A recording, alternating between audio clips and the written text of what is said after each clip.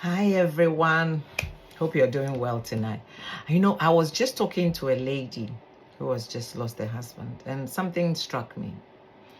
When a spouse is ill or somebody you love is ill, it's sometimes difficult to talk about these things. But I remember when my husband was ill, almost to the end of his life, his best friend advised me about something that we are trusting God that he'll be healed and all that. But at the same time, I should sit and have a talk with him. Find out what he wants to be done and how he wants things arranged, and if there's any information he needs to give me.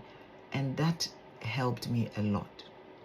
Because what he then did was I could explain things to the family when they needed to do certain rituals and certain cultural things. I could tell them that no, that's not what he wanted. And what he did was he actually recorded it. So then it's not my word against their word. And when I gave it to them, I showed them, it actually helped, because then nobody can say, oh, you don't want us to do this. But that is what his wish, his final wish is. This is what he wants done. This is how he wants it done. This is where he wants to be buried. It helped me so much. So I think some of these things are necessary. When we trust in God, we trust God, we know that God can do it. Asking the person to have a chat. And I think some of these things, actually, we should be having these conversations, not when the person is sick, but in our day-to-day relationships with our spouses. We should have some of these conversations so that by the time you get to that point, you don't need to go back and ask about these things, because it becomes like then you are trying to say that the person is going to pass on. But if you know already, it helps you. Information is so important. Information, we need to seek information. We need to find out things, especially when you are married or when you have children together. It's very, very, very important that you have these conversations to know what the person wants and what they would like.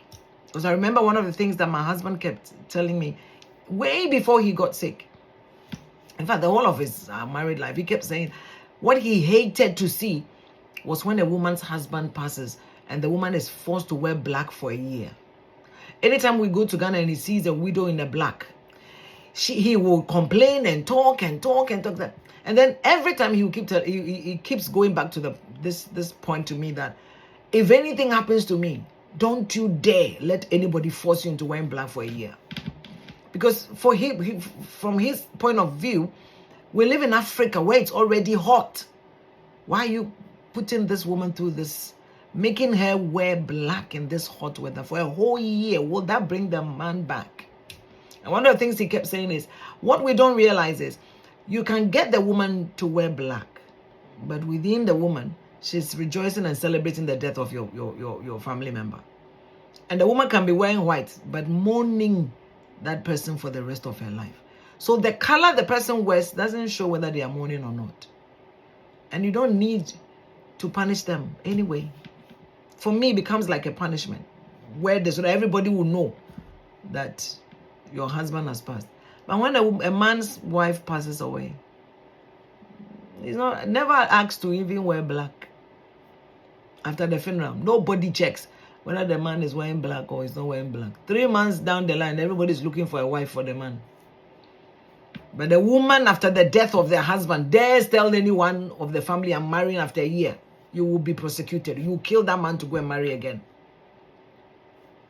That is not fair. That is not right. Secure yourself. Find out what your partner wants. Talk about it now. Don't wait for the last minute. Don't wait till it is too late. Talk about it now. It is for your good, my sister. It is for your good. God bless you.